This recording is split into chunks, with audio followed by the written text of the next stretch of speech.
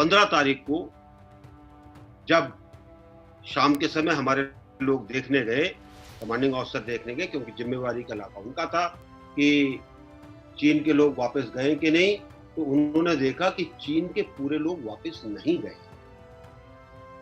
वो PP-14 के नजदीक ही दिखाई दे रहे। और एक जो उनका तंबू उन्होंने हमसे इजाजत लेकर लगाया था ताकि वो देख सकें कि हमारे लोग पीछे गए कि नहीं, वो अभी तक हटा नहीं।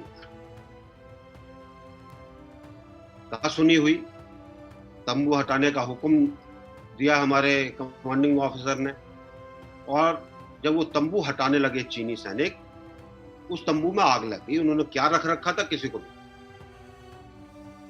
अब आप इस चीज के बारे में सोच विचार करिए। आपका तंबू है, आपसे 100-200 गज, वहां कहा सुनी हो रही है, थोड़ी देर में तंबू उखड़ रहा है और उसमें आग लग जाती है।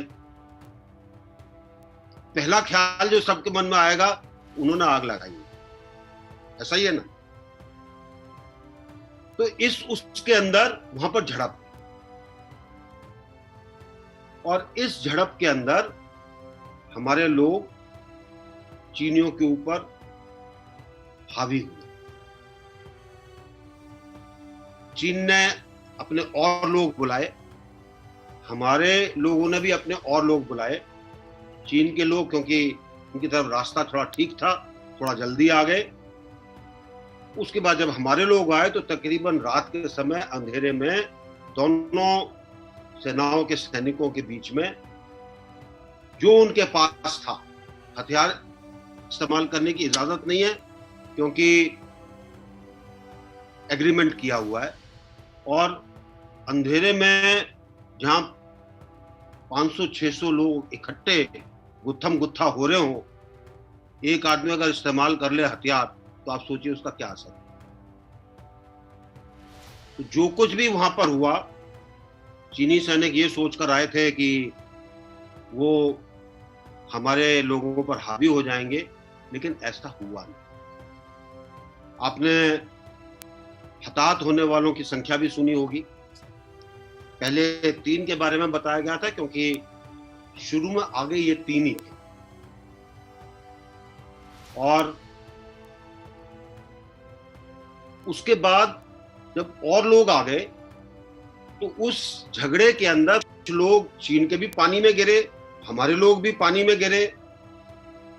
16,500 फुट की ऊंचाई पर पानी कितना ठंडा होगा इसका अंदाजा ही लगाया जा सकता। और जो गीला हो गया और वो फिर गुत्थम गुत्था हो गया या गिर गया या उसके चोट लग गई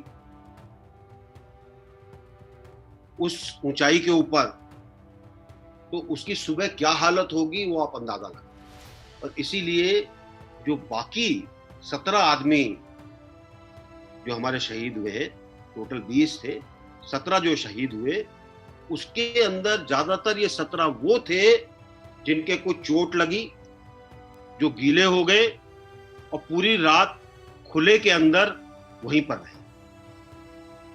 इसी तरीके से 70 के करीब और थे जो गीले हुए या जिनके चोट लगी, जो पूरी तरह से संभल नहीं पाए, और उस ऊंचाई के ऊपर उनकी तबीयत खराब हुई। इसीलिए जब हमारी कैजुअलिटी फिगर आती है तो इसके बारे में बताते हैं। लेकिन चीन की जैसी खासियत रही है, वो आपको कभी नहीं बताएगा कि उनके कितने लोग हताहत हुए, कितने लोग मरे, कितने लोग नहीं मरे।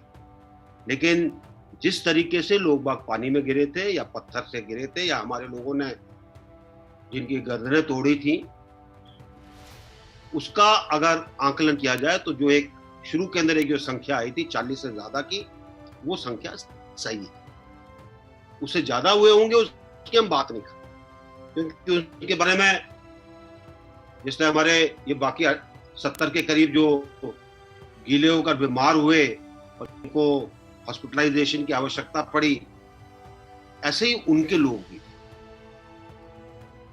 तो ये गलवान का जो सीन है, उसकी मैंने आपको उसके बारे में बताया। इसके बाद से जो चीन के जो सैनिक PP-14 के दूसरी तरफ थे वो वहीं के वहीं हैं, हमारे लोग भी वहीं के वहीं हैं, ताकि कोई आगे ना आए और उनको ऐसा मौका ना मिले जिससे कि वो हमारी जो शोक के साथ साथ जो रोड है उसको देख सके।